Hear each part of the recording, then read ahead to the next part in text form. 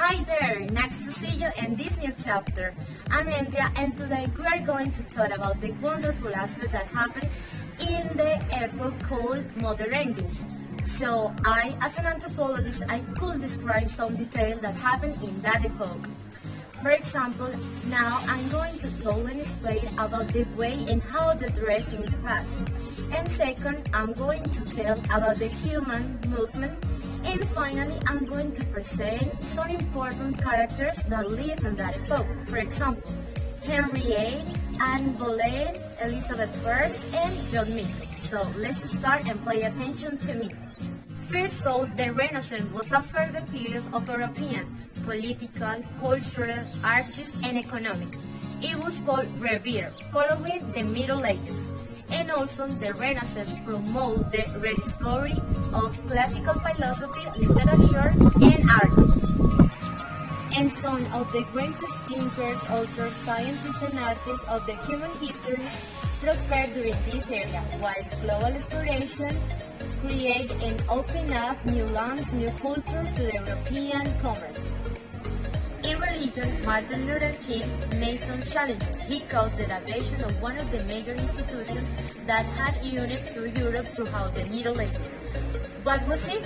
The church. Moreover, in the 14th century, a cultural movement that was called humanism began to gain impulse in Italy. And human improved the idea that the man was the center of his own universe. And people should embrace humanist achievement in education, social arts, literature, and science. Now, I can wonder about how was the modern art in English culture at that period of time.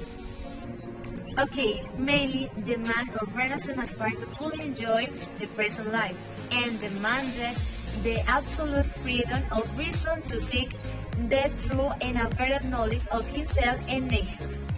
And also, at that time, the man was so curious. That's the reason why they could decide and choose about their behavior, their knowledge, their ideas, social and theological ideas. On the other hand, I can add about how they dress. For example, about women's clothing. The basic clothing was a long sleeve white line undershirt. Over it, a high-waisted dress of a contrasting color. At the end of that century, the neckline was made in a V shape, up to the waistline, and a piece of rigid fabric was added to cover the chest like an inverted triangle. The sleeves opened up the shoulder and the elbows at the back to reveal the sleeve and the undergarment. The main piece of the feminine wardrobe will be the undergarment.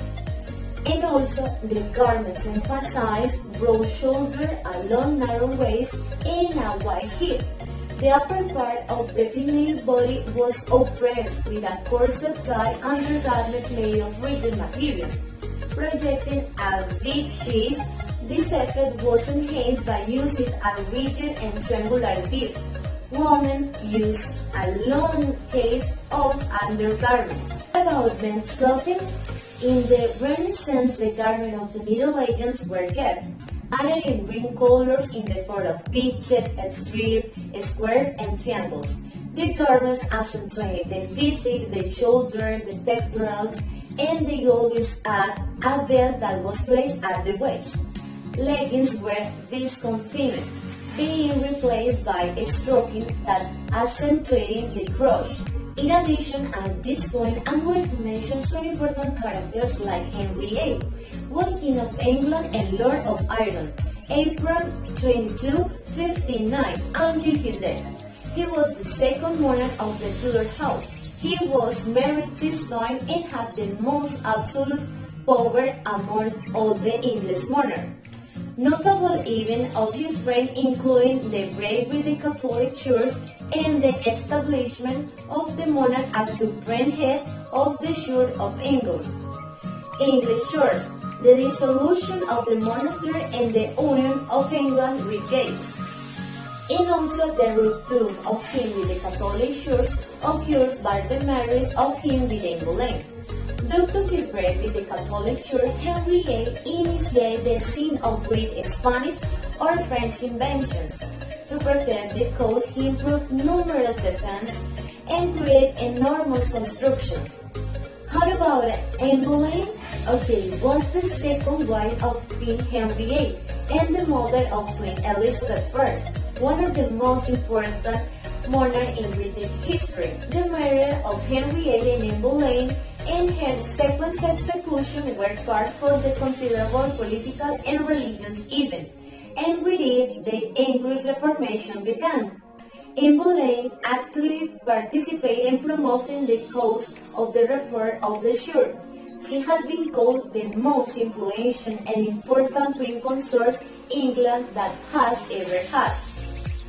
In addition, Elizabeth I of England was a Queen of England and Ireland from November 17 in the year 1588 until the day of her death.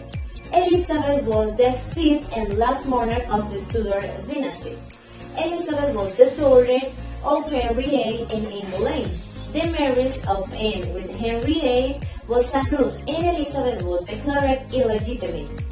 But despite the fact that the law established that Elizabeth was queen, but while Mary became queen during her reign, Elizabeth was imprisoned for almost a year for suspicion of supporting the Protestant rebels. Finally, I'm going to talk about John Milton. He was an English-born and intellectual who served as a civil servant for the Commonwealth of England under his Council of State and later under Oliver Cromwell.